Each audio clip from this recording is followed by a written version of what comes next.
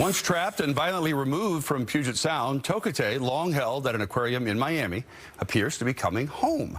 After decades of effort by Lummi elders, activists, and scientists, a plan to fly her back to Washington was announced today. Fox 13's Matthew Smith joins us from the newsroom. Matt, you told us that this was possible on Tuesday. It is now official. So what comes next here?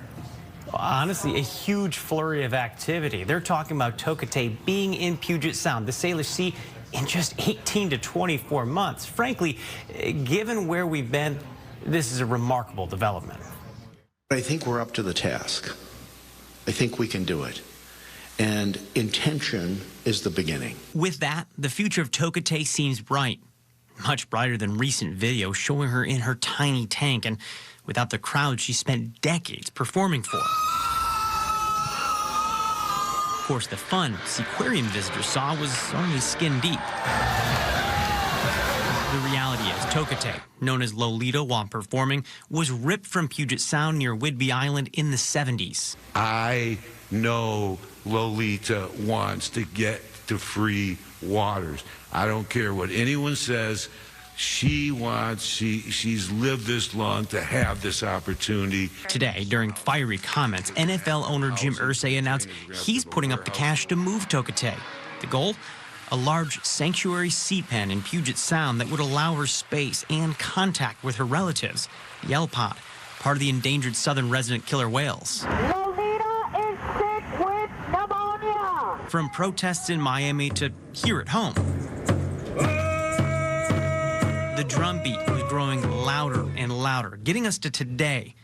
Yet there was always reason to doubt. Not only is Tokitae in her 50s, she was very sick last year.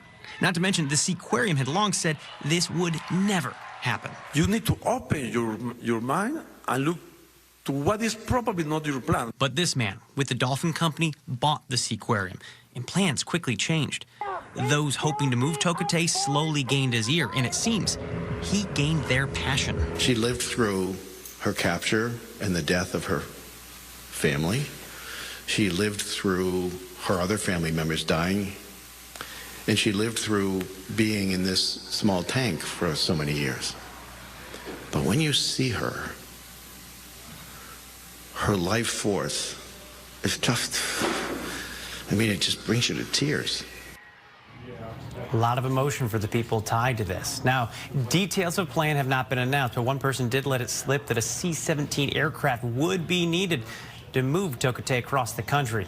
We also know it'll cost millions of dollars, and it'll need a government stamp of approval. For now, we wait. In the newsroom, Matthew Smith, Fox 13 News.